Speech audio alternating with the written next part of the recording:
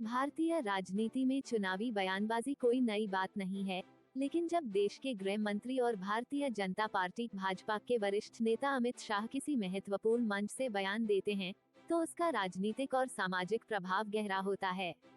हाल ही में राज्यसभा में अपने वक्तव्य के दौरान अमित शाह ने कहा कि भाजपा अगले 15 से 20 साल तक सत्ता में बनी रहेगी। उन्होंने विपक्षी दलों पर निशाना साधते हुए कहा कि यदि कोई पार्टी यह सोचती है कि वह सत्ता में आ सकती है, तो यह मात्र उनका भ्रम है। उनके इस बयान के कई निहितार्थ हैं, जो भारतीय राजनीति, विपक्षी दलों की स्थिति, भाजपा की रणनीति और आम जनता की मानसिकता पर प्रभाव डाल सकते हैं।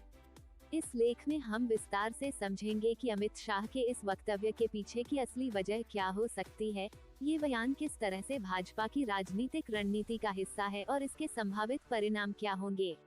अमित शाह भारतीय राजनीति के सबसे चतुर रणनीतिकारों में से एक माने जाते हैं।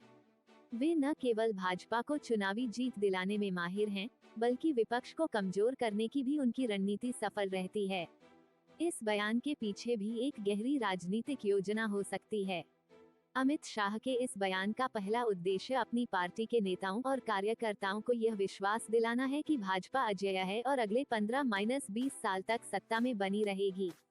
इससे पार्टी के भीतर एक मनोवैज्ञानिक बढ़त बनी रहेगी और पार्टी कार्यकर्ता और समर्थक अधिक ऊर्जा के साथ भाजपा के प्रचार में लगे रहेंगे।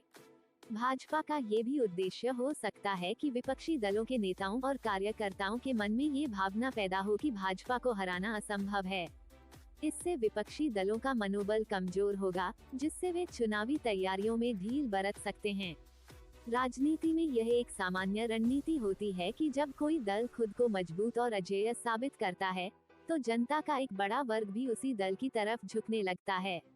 अमित शाह के इस बयान के जरिए भाजपा ये संकेत देना चाहती है कि वे केवल 5 या 10 साल के लिए नहीं, बल्कि लंबे समय तक देश की राजनीति पर राज करेंगे। इससे भाजपा समर्थकों के मन में यह विश्वास और गहरा होगा कि भाजपा ही एकमात्र स्थायी और मजबूत राजनीतिक विकल्प है। भाजपा वर्तमान में केंद्र और कई राज्यों में सत्ता में है। नरेंद्र मोदी के नेतृत्व में भाजपा ने 2014 और 2019 के लोकसभा चुनावों में भारी बहुमत हासिल किया था। अब 2024 में भाजपा तीसरी बार सत्ता में आने के लिए पूरी तरह से तैयार हो रही है। नरेंद्र मोदी और अमित शाह की जोड़ी ने भाजपा को एक मजबूत राजनीतिक संगठन में बदल दिया है। मोदी की लोकप्रियता और शाह की चुनावी रणनीतियां पार्टी को बार बार सत्ता तक पहुंचाने में मदद कर रही हैं। भाजपा की राजनीति हिंदुत्व के मुद्दे के इर्द गिर्द घूमती रही है।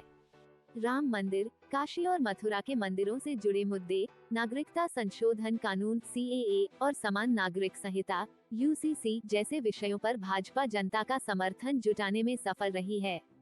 भाजपा के लंबे समय तक सत्ता में बने रहने की एक बड़ी वजह विपक्ष की असंगठित स्थिति भी है। कांग्रेस पार्टी लगातार कमजोर होती जा रही है और अन्य विपक्षी दल भी भाजपा के सामने एक मजबूत गठबंधन नहीं बना पा रहे हैं। भारत की अर्थव्यवस्था में कई चुनौतियां हैं। महंगाई, बेरोजगारी और किसानों की समस्याएं ऐसे मुद्दे हैं जो भाजपा सरकार के लिए मुश्किलें खड़ी कर सकते हैं। यदि विपक्षी दल एकजुट हो जाते हैं और एक मजबूत गठबंधन बनाते हैं, तो भाजपा को कड़ी टक्कर मिल सकती है। लगातार सत्ता में रहने का मतलब होता है कि जनता की उम्मीदें भी बढ़ती जाती हैं। यदि भाजपा जनता की अपेक्षाओं को पूरा करने में असफल रही, तो यह उसके लिए मुश्किलें खड़ी कर सकता है। अमित शाह के इस बयान का राजनीतिक प्रभाव कई स्तरों पर देखा जा सकता है। इस बयान के जरिए भाजपा ये संदेश देना चाहती है कि विपक्ष के पास कोई ठोस विकल्प नहीं है। इससे कांग्रेस, आम आदमी पार्टी, तृणमूल कांग्रेस और अन्य विपक्षी दलों के लिए यह एक चुनौतीपूर्ण स्थिति बन सकती है। भाजपा के कार्यकर्ताओं को यह महसूस होगा कि वे एक ऐसी पार्टी के साथ जुड़े हैं जो न केवल वर्तमान में सत्ता में है, बल्कि भविष्य में भी सत्ता में बनी रहेगी। इससे वे अधिक जोश के साथ पार्टी के लिए काम करेंगे।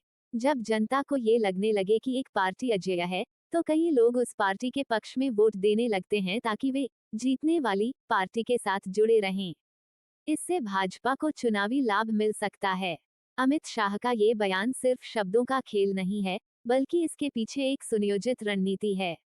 भाजपा की चुनावी राजनीति, विपक्ष को कमजोर करने की नीति और जनता के मन में पार्टी के प्रति विश्वास जगाने की योजना का ये हिस्सा है। हालांकि राजनीति में कुछ भी स्थायी नहीं होता। भाजपा को अगले 15-20 साल तक सत्ता में बनाए रखने के लिए उसे जनता की अपेक्षाओं पर खरा उतरना होगा। अगर विपक्ष एक मजबूत विकल्प के रूप में उभरता है, तो भाजपा के लिए ये भविष्यवाणी सच साबित करना आसान नहीं होगा। अमित शाह के इस बयान को सिर्फ एक बयान के रूप में नहीं, बल्कि भाजपा की दीर्घकालिक चुनावी रणनीति के संकेत के रूप में देखा जाना चाहिए। भारतीय राजनीति में कुछ भी संभव है, और जनता का मूड कब बदल जाए, यह कोई नहीं कह सकता। मैं उनको बताना चाहता हूं कि समय के साथ जो इमारत की मरम्मत न हो तो इमारत ढह जाती है। नए नए एक्सपेरिमेंट अनुभव होते हैं, नए नए प्रकार की आपदाओं का अनुभव होता है।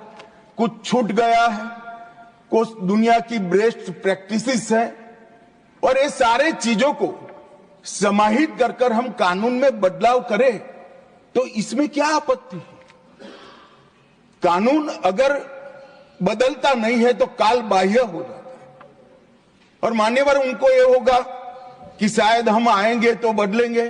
भाई बहुत देर है, 15-20 साल तक किसी का नंबर नहीं लगने वाला। आप जरा भी चिंता मत करिए, जो कुछ करना है हमें ही करना है लंबे समय।